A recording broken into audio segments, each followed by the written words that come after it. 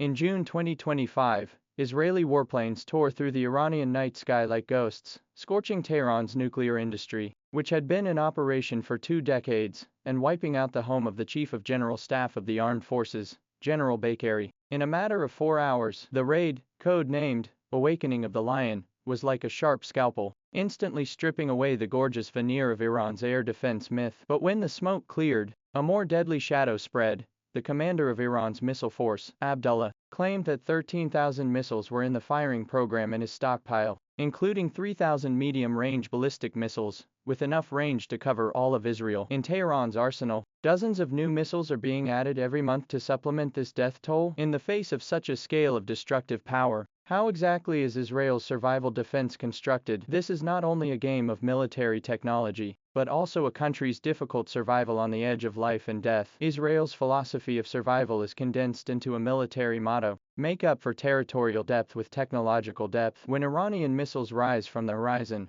Israel's triple defense network will be like a precision mechanical watch began to operate. The cutting-edge Iron Dome system is designed for low-altitude threats, with a radar that can complete ballistic calculations in less than a second, intelligently screening out targets that pose a real threat. 4,500 rockets rained down by Hamas in the 2014 Gaza conflict triggered interception of only 800 of them, of which 735 were smashed in the air. Yet this seemingly sturdy shield has a fatal weakness. A single system is equipped with only 20 interceptors. When Hamas rained down thousands of rockets in a 20-minute saturation attack, Iron Dome's arsenal quickly bottomed out. Even harsher is the economic equation, a war of attrition in which $50,000 per interceptor takes on homemade rockets costing only $1,000 is not meant to last. As the threat level rises, the David's pelletizer system takes over, designed to intercept missiles with a range of 4,300 kilometers. This dual mode,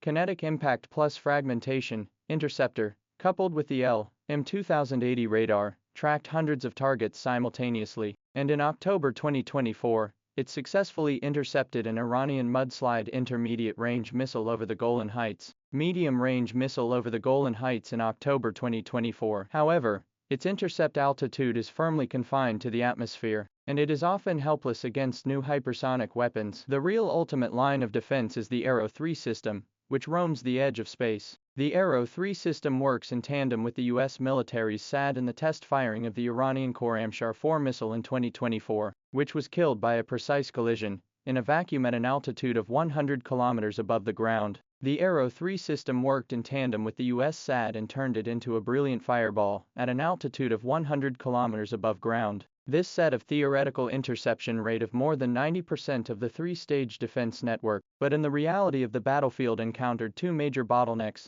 Iran's Fatah hypersonic missiles, by virtue of the speed of Mach 1015 and intra-atmospheric maneuvering ability to change trajectory, has been successfully broken through the Arrow 3 defense network in 2024, accurately hitting the Negev nuclear research centers. More stifling, what is more breathtaking, is the mathematical dilemma. The Israeli military projections show that if Iran fires 500 missiles at once, even if it maintains a 90% interception rate, there will still be 50 lethal warheads breaking through the defense line, enough to paralyze a megacity. Israel is well aware of the iron law of the battlefield that the best defense is the offense. 2025 airstrikes on Iran's Lion's Wake operation will be the ultimate interpretation of this active defense philosophy. 1 hour before the operation, the F-35I fleet of aircraft carrying the Sophia electronic warfare pods completely blocked the Iranian radar band. Anti-radiation missiles like Vipers to the S-300 position radar when the Iranian Air Defense Command Center in the data fog paralyzed. The real kill move has just started. Mossad, through years of infiltration, has already mastered the Iranian nuclear facility's structure map and the whereabouts of senior officials. The Jdam bombing of Revolutionary Guard's Chief of Staff Bagheri's clandestine stronghold in a Tehran neighborhood,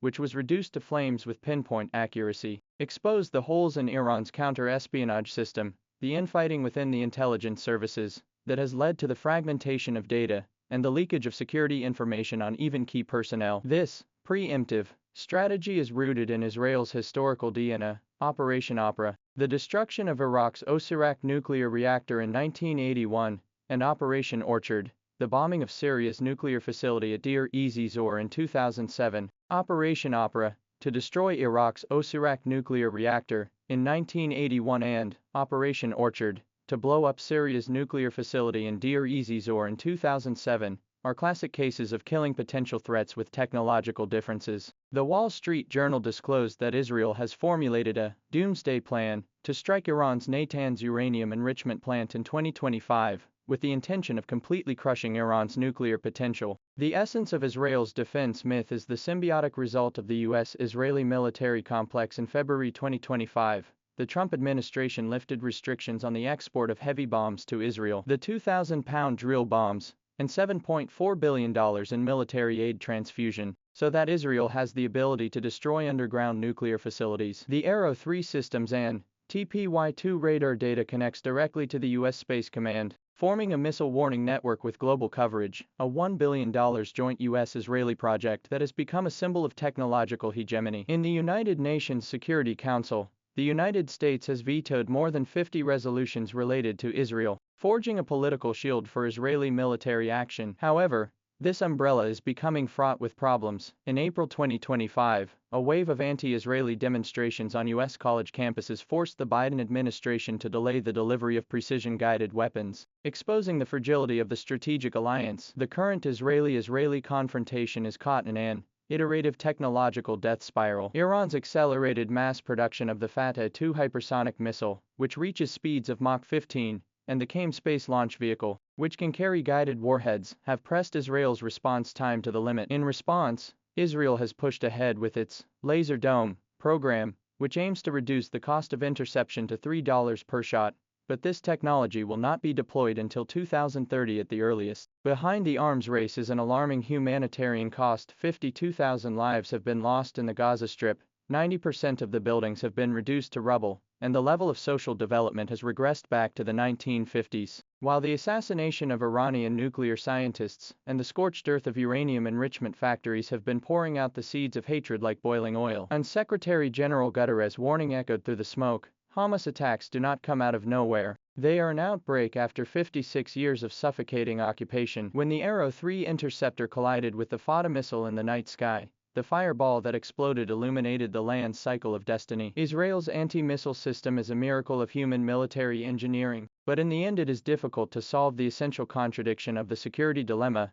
Technological superiority can intercept missiles, but not hatred. American hegemony can delay the crisis, but not eliminate the root causes. 2025. After the airstrike, the roar of death to Israel in the streets of Tehran and the Palestinian children in the ruins of Gaza, looking for the roar of death to Israel in the streets of Tehran after the 2025 airstrikes, and the whimpering of Palestinian children in the ruins of Gaza searching for their textbooks, form a duet of Middle Eastern hell. Military historian Williamson Mulray's insight in the logic of war in the Middle East is increasingly deafening. The real role of missile defense systems is to buy time for a political settlement rather than to replace it. As Tian Wenlin, a Chinese expert on international issues, pointed out as a way to break the ice, the solution to the Palestinian-Israeli problem needs to return to the two-state solution, where peace is not found in a system with a 90% interception rate, but in the political wisdom of coexisting on an equal footing. As the last piece of missile wreckage crashes into the Dead Sea,